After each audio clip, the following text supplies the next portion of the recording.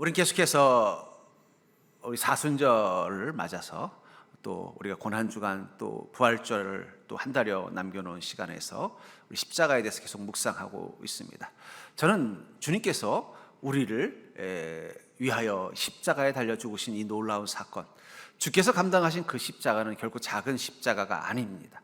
주님이 감당하신 그 십자가는 이 땅의 모든 인류와 모든 만물을 위한 십자가였습니다.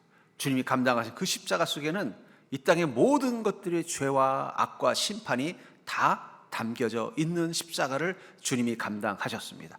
그랬으면 주님만 십자가를 감당하시면 되지 않겠습니까?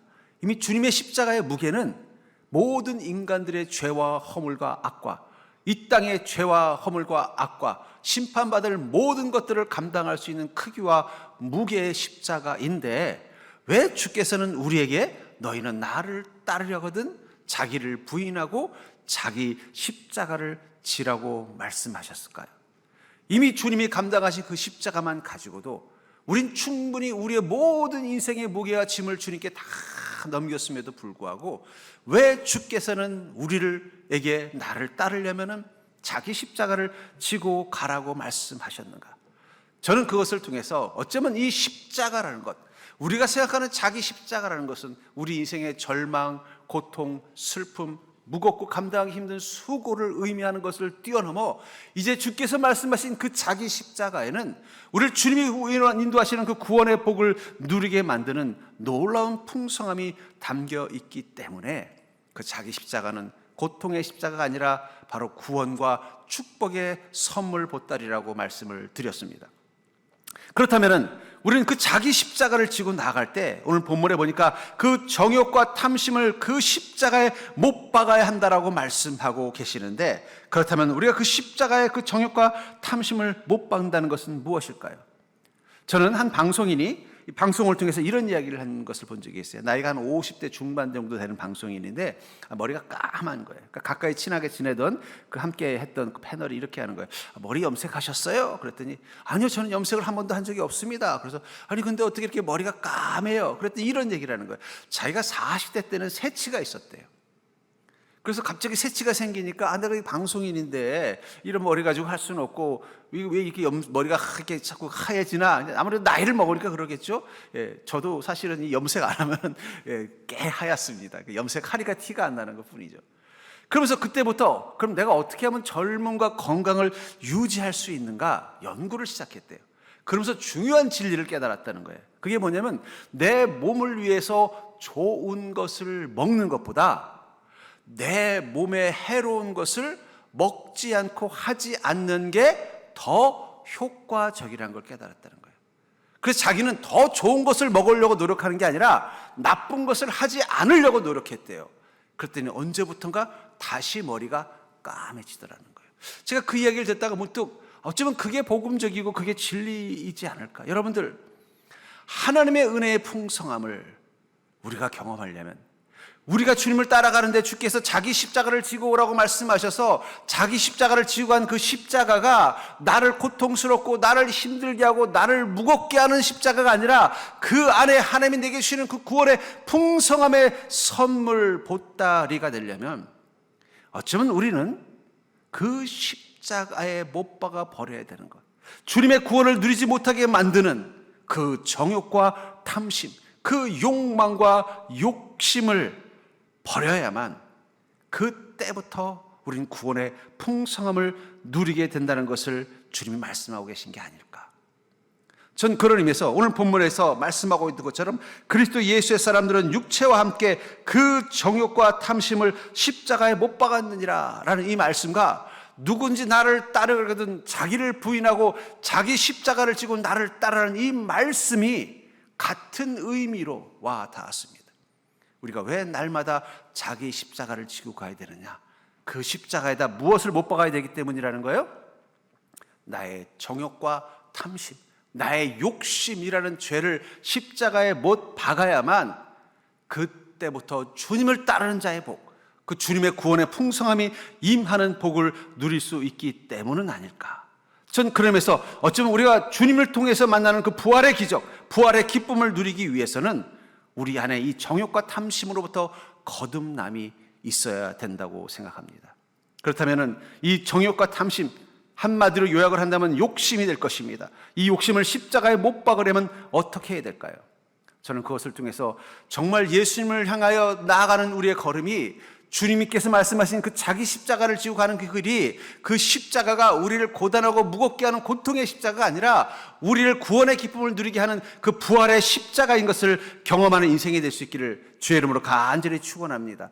그것을 위해서 우리가 먼저 기억해야 되는 것은 무엇이냐면, 우리 안에는 이 욕심, 이 정욕과 탐심이 독임을 인식해야 된다는 거예요. 특별히 우리 시대는 이 욕심이라는 이 위험한 것들을 위험하다고 인식하는 게 필요하다는 것입니다. 전에 미국에서 한번 엄청난 금융위기가 있었어요. 그 리먼 브라더스 사태인가 뭔가 하는 위기가 있었습니다. 그때 이 서브 모기지론이라는 이 경제적인 어떤 정책이 만들어낸 엄청난 위기로 인해서 전 세계가 경제적인 위기를 겪었을 때 그 전문가가 뭐라고 말하냐면, 그건 인간의 욕심이 만든 비극이다. 저도 구체적으로 그게 뭔지를 모르기 때문에 잘 모르겠지만, 전문가의 입장에서 뭐냐면, 인간의 탐욕이, 내가 조금 더 돈을 잘 벌어보겠다는, 더 큰 돈을 모으겠다는 탐욕이 결국 이런 경제적인 위기를 만들었다 하는 문장을 보다가 문득 그 생각이 들었어요. 어쩌면 우리 시대의 가장 큰 위험한 독소, 우리 개인과 또 이 집단을 위험하게 만드는 가장 큰 독소는 뭘까? 그것은 욕심이라고 생각합니다. 야고보서 1장 14절부터 15절에 보면은, 오직 각 사람이 시험을 받는 것은 자기 욕심에 끌려 미혹됨이니, 우리 인생의 그 시험과 고난을 당하는 많은 부분들이 무엇 때문이라는 거예요? 자기 욕심에 끌려서 그렇다라는 거예요. 우리가 인생의 시험을 당하고 고난을 당하는 많은 부분들이 뭐라는 거예요? 자기 욕심에 끌려서 그것에 미혹되기 때문에 그렇다는 거예요. 그래서 욕심이 잉태한 즉 죄를 낳고, 죄가 장성한 즉 사망을 낳는다. 저는 이 욕심이 잉태한 즉 죄를 낳고 죄가 장성한 즉 사망을 낳는다는 이 말은 마치 수학 공식과 같다고 생각합니다. 욕심이 생기면 그 다음에 어떻게 된다는 거예요? 죄가 되고, 죄는 그 다음에 사망으로 간다는 거예요. 근데 사람들은 뭐라고 생각하냐면, 사람들이 욕심도 가지고 살 수 있는 것이고 욕망도 가질 수 있는 것이죠. 그 정도 욕망도 없이 어떻게 인생을 삽니까? 라고 생각하지만, 중요한 건 욕심이 생기면 그건 반드시 어디로 가려고 한다는 거예요? 죄로 가려고 한다는 거예요. 또 죄, 사람들이 우리가 예수님도 아니고 신도 아니고 죄도 지을 수 있지 라고 생각하지만, 그 죄는 반드시 또 어디로 간다는 거예요? 사망을 향해 간다는 거예요. 우리 이 세 가지를 분리해서 생각합니다. 그러니까 어떻게 돼요? 사망, 심판, 멸망만 당하지 않는다면 좀 죄도 지을 수 있는 거고, 또 사람이 욕심도 가지고 살 수 있는 거지라고 생각하지만, 주님은 뭐라고 말씀하신다는 거예요? 아니다라는 거예요. 너희 안에 욕심이 생기면 그 욕심은 반드시 죄를 향해 가게 돼 있다라는 거예요.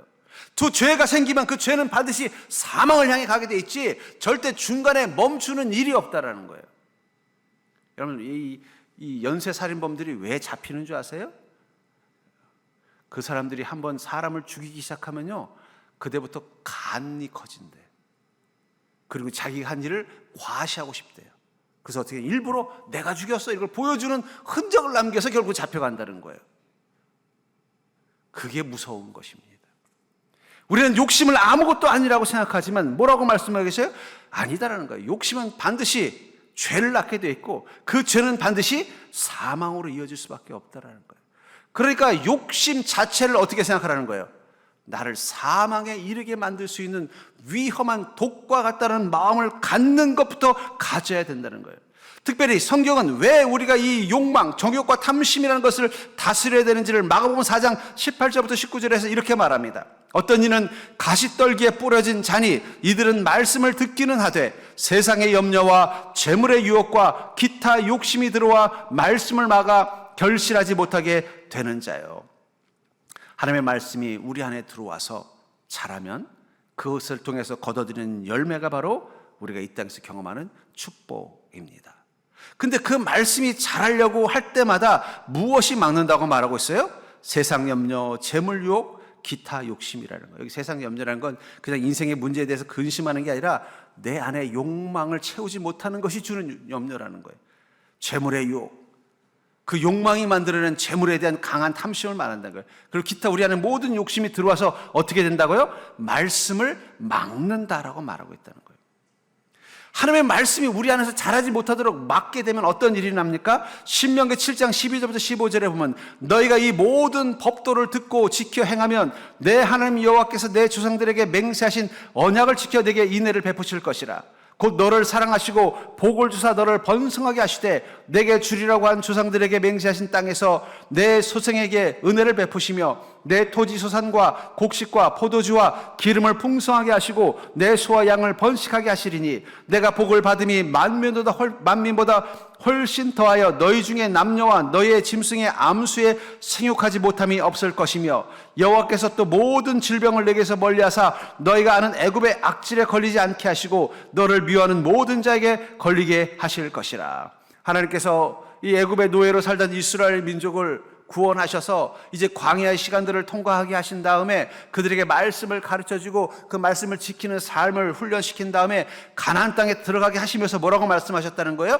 이 모든 법도를 지켜 행하라고 말씀하고 있다는 거예요. 그러면 복을 받는다고 말하는데 여러분들, 주님의 말씀이 우리에게 주시는 복은 무엇입니까? 말씀을 받으면 우린 마음의 복을 얻는다고 생각해요. 틀린 말은 아니에요. 말씀을 받으면 우리 안에 지혜가 생기고 우리 안에 진리가 생기고 우리 안에 선함이 생기고 우리 안에 가치가 선해지고 또 인생에 대한 놀라운 시야도 갖게 됩니다. 정신적인 부분에서 복이라고 생각하는데 주님은 뭐라고 말씀하세요? 이 말씀을 받으면 너에게 복을 주시는데 너를 번성하게 하고 특별히 너에게 주리라고 내 조상들에게 맹세하신 땅에서 내 소생에게 은혜를 베푸셔서 내 토지 소산과 곡식과 포도주와 기름을 풍성하게 하시고 육적인 삶의 부분에서 어떻게 된다는 거예요? 하나님의 복을 허락하신다는 거예요.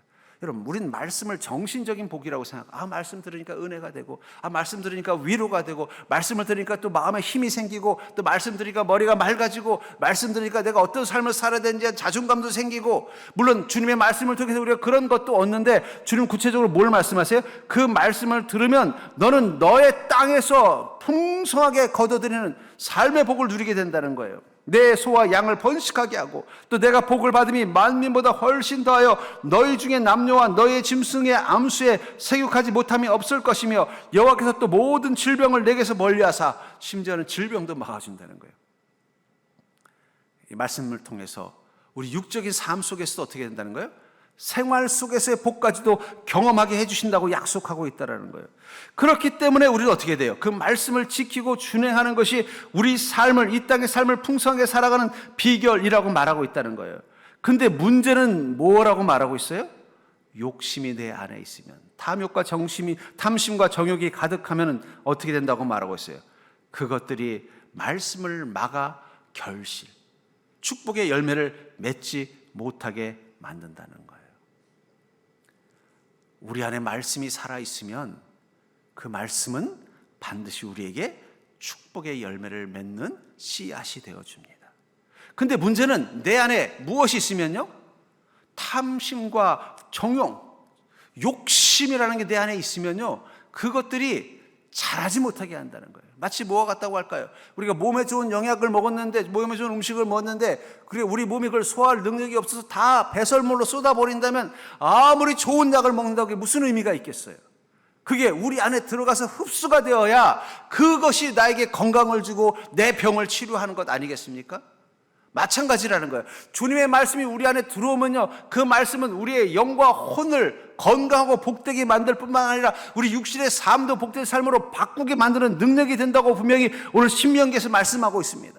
실제로 여호수아는 주님께 이 말씀을 받고 너는 내가 준 이 율법책을 내 입에서 떠나지 말게 하며 그 말씀을 주야로 묵상하여 행하라. 그리하면 너의 길이 평탄할 것이요 내가 형통하리라. 이 말씀 하나 붙잡고 여호수아는 가나안을 정복하는 그 위대한 지도의 삶을 성공적으로 마쳤어요. 그냥 그 말씀이 위로가 되는 것으로 머문 게 아니라 그의 인생을 평탄과 형통으로 이끌어가는 힘이 됐다는 거예요. 실제로 그렇습니다. 우리가 육적인 삶을 사는 데 있어서 가장 중요한 게 뭘까? 여러 가지가 있겠습니다만 결국은 지혜인 것 같아요. 지혜. 상황을 잘 판단하고 지혜롭게 선택하면은 인생의 위기도 피하고 문제도 피하고 오히려 기회를 잡기도 하고, 그것이 결과물이 우리 삶의 물질적인 풍요가 되기도 하고 우리 육신의 풍요가 되기도 하고 우리 삶의 평안이 되기도 하는 것입니다. 근데 그때마다 내 안에 있는 하나님의 말씀이 살아 움직이면요, 우리는 선한 선택을 하게 돼 있어요. 바른 선택을 하게 돼 있습니다. 그 선택의 결과가 어떻게 돼요? 우리를 풍요롭게도 만들고 우리를 행복하게도 만드는 거예요. 결국은 말씀이 우리 안에서 잘 자라야 우리는 육적인 삶 속에서도 구체적인 복을 누리는 삶을 사는 거예요.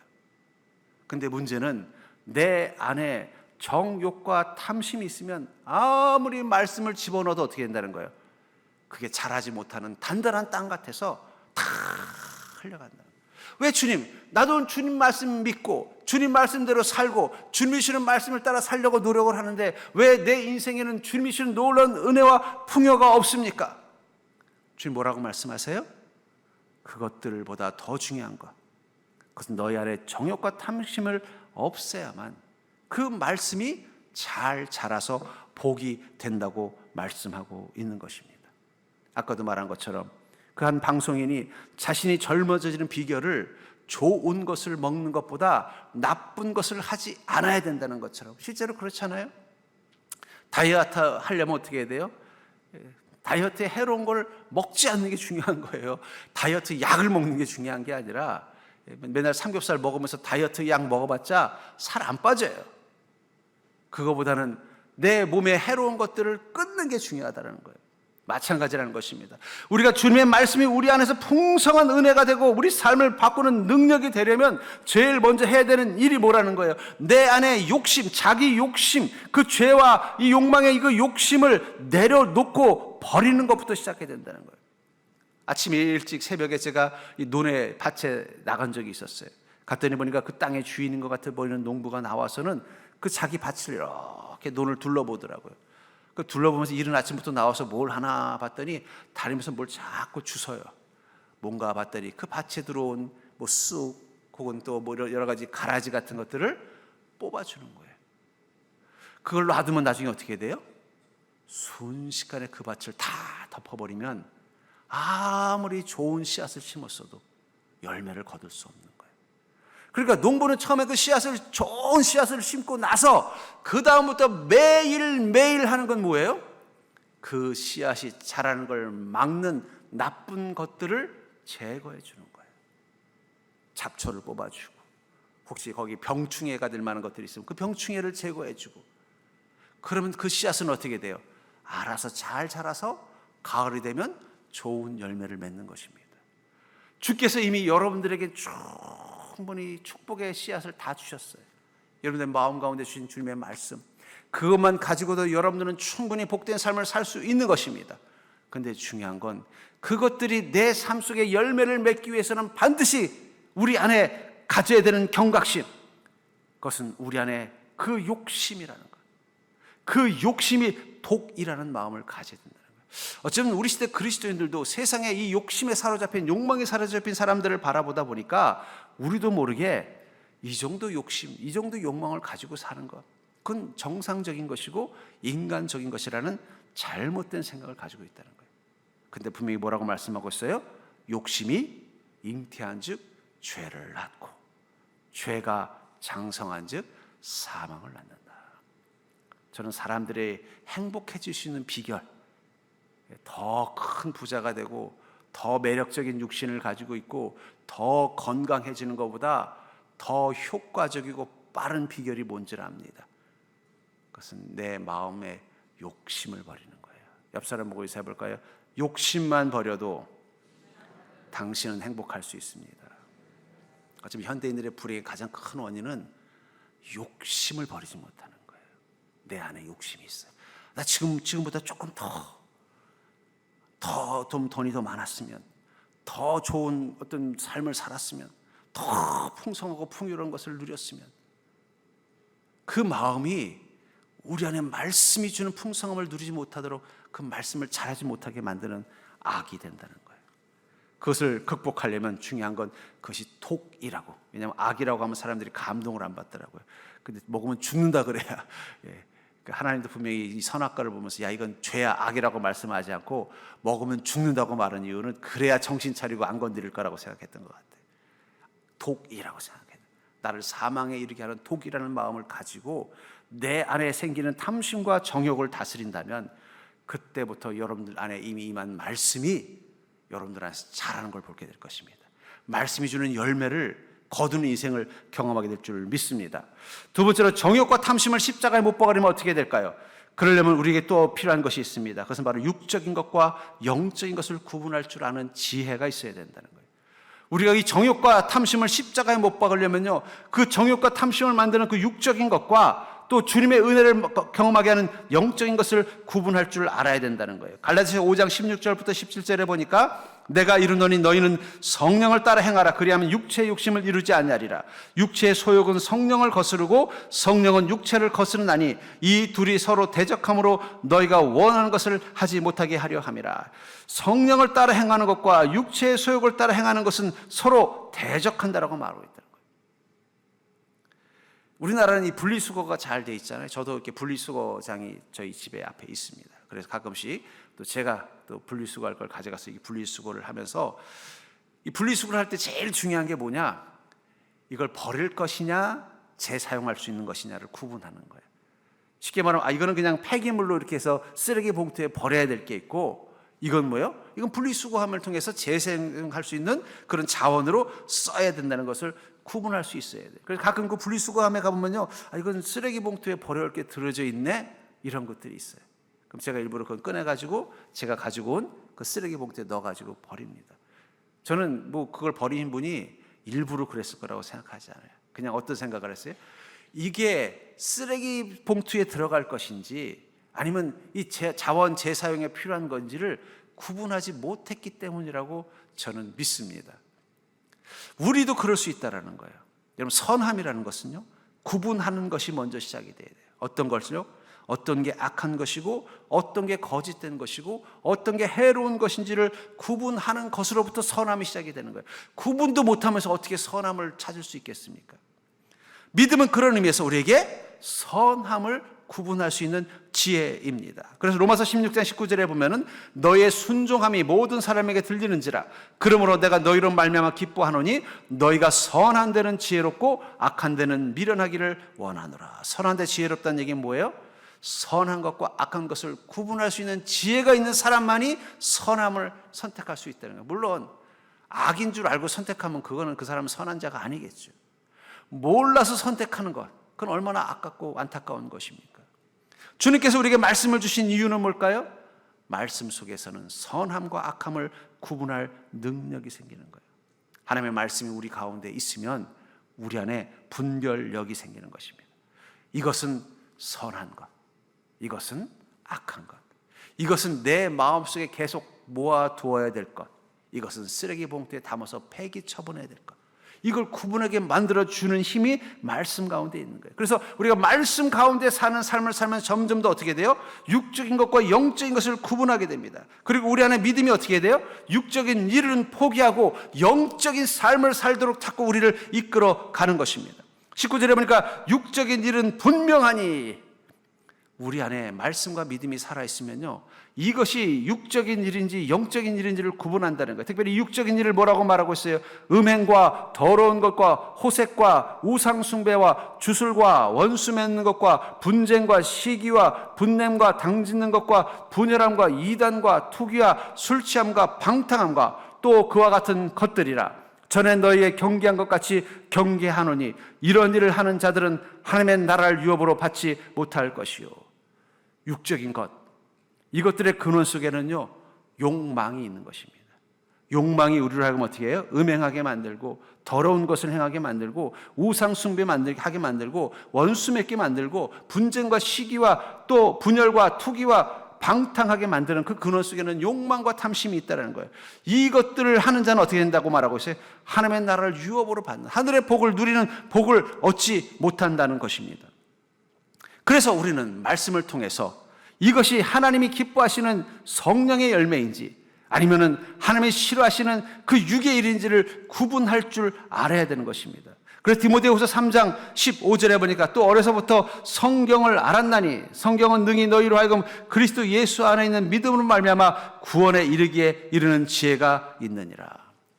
우리가 왜 하나님의 말씀을 통해서 가져야 되는 가장 큰 축복은 바로 구원에 이르는 지혜를 갖는 것입니다. 이것이 선한 것인지 악한 것인지 육적인 것인지 영적인 것인지를 구분해야 돼요. 그래서 여러분들, 우린 마음속에 분리수거함을 하나 놔야 돼요. 그 분리수거함에 가면은요, 뭐 예를 들면은 플라스틱 혹은 또 이 비닐로 혹은 종이, 그리고 앞에는 뭐가 있어요? 쓰레기 폐기물 통이 있어요. 우리 마음에도 이 분리수거함이 있어야 돼요. 그래서 말씀과 믿음을 통해서 구분해내는, 이런 내 생각과 이런 내 삶은 하나님께서 다시 쓰실 만한, 하나님께서 계속 갖고 있기를 원하시는 것, 그럼 거기다 넣으시면 돼요. 이거는 빨리 버려야 될 것. 쓰레기 봉투에 담아서, 이 종량제 봉투에 담아서 버려야 할 것, 이것을 구분할 때부터 어떻게 돼요? 그게 바로 우리의 정욕과 탐심을 십자가에 못 박는 것이 시작이 된다는 거예요. 어쩌면 많은 그리스도인들이 그걸 구분하려는 노력을 하질 않아요.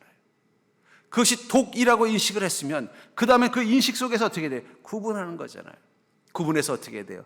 그것을 버릴 것들은 버리고, 또 주께서 주신 것이라고 믿고 가져야 되는 것은 갖는, 그 단계를 통해서 우리는 우리 안에 복된 것을 남기는 것입니다.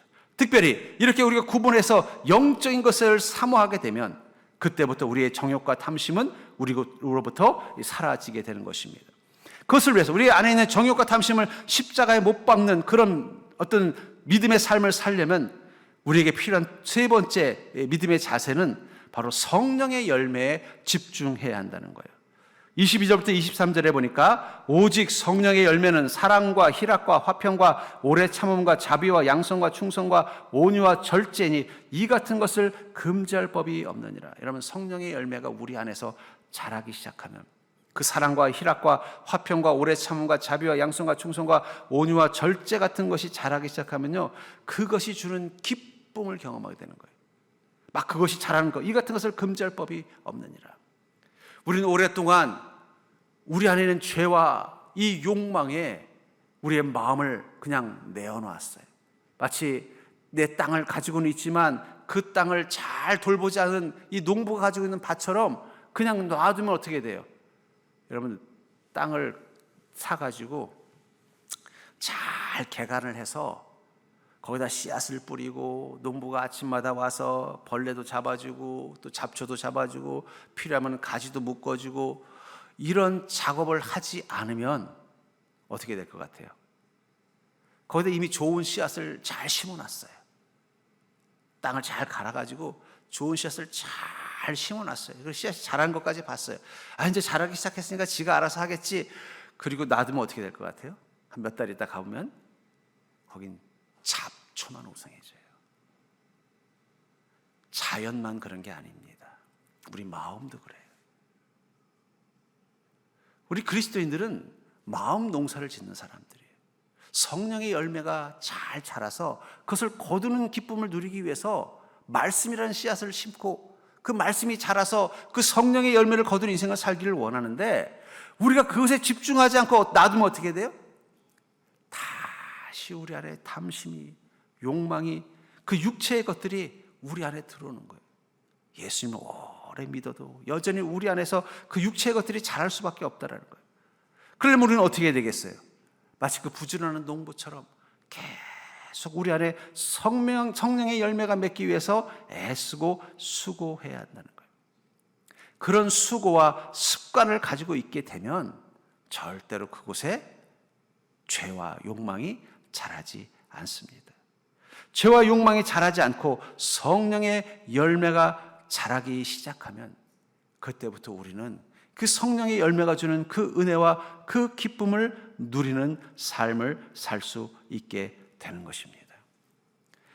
우리 그리스도인들은 이 땅 가운데서 성령의 열매를 거두고 그 거둔 열매를 누리고 사는 그 기쁨을 경험하는 자, 그게 어쩌면 세상 사람들과 다른 축복의 삶의 비결이라고 생각해요. 여러분, 우리는 세상 사람들이 좋아하고 세상 사람들이 기뻐하는 그 기쁨이 아니라 우리 안에 성령의 열매가 자라는 그 기쁨을 아는 사람들이라는 거예요. 그 기쁨을 알기 때문에 우리는 여전히 주님과 함께 동행하고, 또 주님이 지라고 하신 그 자기 십자가에다가 우리 자아와 또 그 죄와 욕망들을 다 못 받고 주님과 동행하는 이유는 그것을 통해서 우리에게 주는 그 성령의 열매를 우리 삶 가운데 풍성히 거두는 그 기쁨을 누리기 위해서라는 거예요. 농부가 봄, 여름 또 그 거두어들인 그때까지 부지런히 그 밭에 가서 잡초도 뽑아주고 벌레도 잡아주고 또 부러진 가지는 또 고쳐주고 모든 것을 하는 이유는 오직 하나입니다. 나중에 그곳에 심은 그 열매가 잘 자라서 그것을 거두는 기쁨을 누리기를 원하기 때문이라는 거예요. 근데 문제는 그 기쁨을 막는 것, 그게 바로 이 정욕의 습관이라는 거예요. 그러면서 여러분 그리스도인들은 적당히 믿는다는 것이 불가능할지도 모릅니다. 적당히 믿는다는 얘기는 게으른 농부가 되는 거예요. 말씀을 심어놓고 성령의 열매를 거두는 인생이 되기를 소망하고 그 열매의 기쁨을 누리기를 바라면서 그곳에 죄와 욕망이 자라도 신경 쓰지 않는 것, 적당히 믿는 것. 어쩌면 그래서 우리는 오랫동안 주님을 만났음에도 불구하고 성령의 열매를 거두는 기쁨, 주님이 주는 그 구원의 기쁨을 우리가 누리지 못하는 것은 아닐까 하는 생각이 들어요. 그것을 알기 때문에 주님께서는 뭐라고 말씀하신 거예요? 너는 너의 십자가를 지고 날마다 나를 따르라. 어쩌면 주님께서 우리에게 자기 십자가를 지고 그 십자가에다 너의 죄와 욕망을 못 박으라고 말씀하신 것은 나도 고생했으니 너도 고생하라는 뜻이 아닐 거예요. 그것보다는 무엇입니까? 너희도 나처럼 이 십자가를 통해서 부활의 기쁨을 누리라고 말씀하고 있는 것입니다. 탐욕과 정욕이 충만한 이 시대, 우리가 십자가에 못 박아야 될 그 힘, 그것을 막아야만 우리 성령의 열매를 맺을 수 있습니다. 제가 지금 세상 돌아가는 거 보면은 사람들의 마음속에 탐욕과 욕심이 엄청나게 커졌어요. 그게 결국은 우리 그리스도인이 이 땅에서 성령의 열매, 구원의 기쁨을 거두지 못하게 만드는 이유인 것 같아요. 그리고 어쩌면 지금 우리가 우리 자신을 돌아보면서 우리 삶 속에서 반드시 점검하고 버려야 되는 것, 그것은 욕심입니다. 우리 그리스도인들도 너무 이 땅에 대한 욕심이 많아졌어요. 욕망이 너무 커졌어요. 탐심도 너무 많아졌어요. 어쩌면 그것이 우리를 주님을 만난 기쁨을 누리지 못하게 만드는 이유라면 지금 우리 안에서 그 정욕과 탐심을 십자가에 못 박는 믿음이 필요한 때는 아닌가 하는 생각이 듭니다. 전 여러분들이 자기 십자가에 그 정욕과 탐심을 못 박으라는 주님의 말씀을 심각하게 진지하게 받아들이고 그것을 통해서 여러분들의 삶에 구원의 기쁨을 회복하는 자가 될 수 있기를 주의 이름으로 간절히 축원합니다.